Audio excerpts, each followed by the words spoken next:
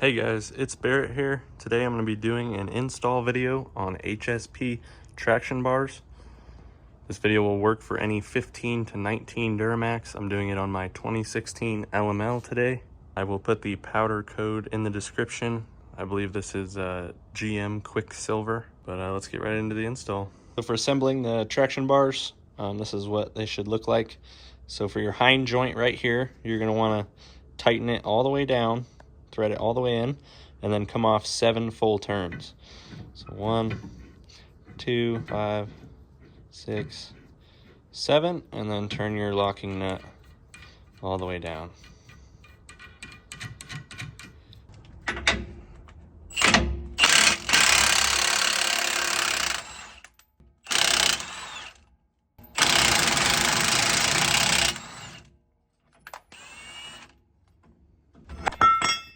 Alright guys, so I went ahead and did the other side so I could better show you guys how to put these on. So once you get your bracket on there, torque those bolts down to, I've heard people say online 100 foot-pounds, some people say 110. I went ahead and did 110, and I'm going to keep an eye on it over time, make sure they don't loosen up. And then you're going to put your bolt through to put your bar on. It's a 24 millimeter. So you need 24 mil wrench and something to back it up. And tighten that sucker down. And now we have our bar laid out. I put it on this piece of styrofoam so it wouldn't get scratched up. We're going to put our front bracket on. Remember, 7 turns off with the hind joint, I believe. Put your 24 mil bolt through. And then we're just going to loosely lift this up to the frame.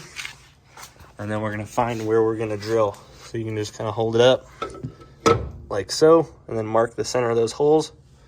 And there are 2 more on the bottom too.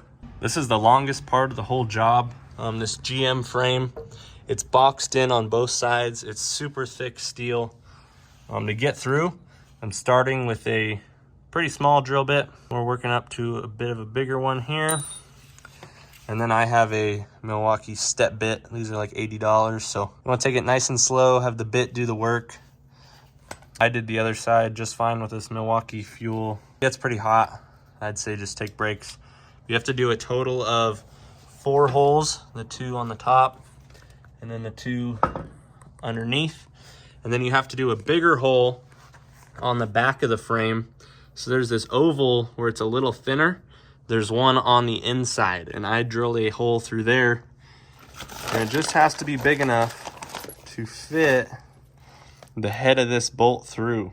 This is the bolt that's going to pinch it to the frame, and they provided this wire, so the hole you drill on the back is just so you can fish the wire through, pull it through your actual holes you're using, and then it twists around the threads of the bolt, and you can pull it through the hole.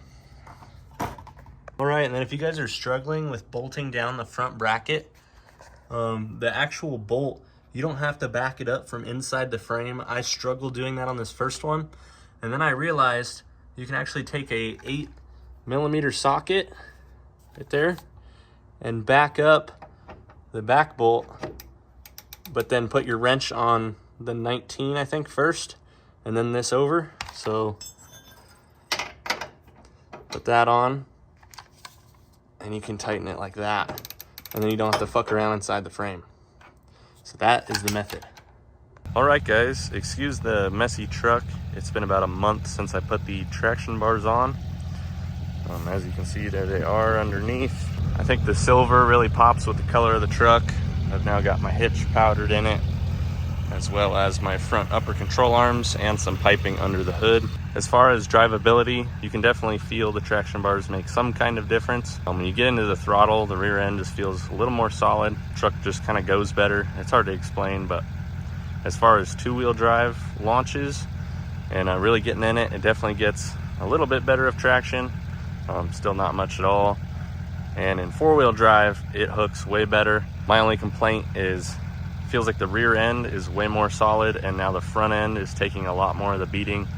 When you do a 4-wheel drive launch, the steering wheel definitely shakes a little bit more than it did before. So I'll have to look into getting a Kryptonite full front end kit I do already have the kryptonite control arms in there, but I will have to look into getting their tie rods and their other steering components. But that's going to be it for this video, guys. If you enjoyed, be sure to drop a like. I hope I helped you guys out a little bit. Stay tuned. I'm going to be doing a lot more to this truck. I just ordered a HSP high flow piping kit for under the hood, so stay tuned for a video on that. If you guys enjoyed, be sure to drop a like, comment, and subscribe. Thank you guys for watching.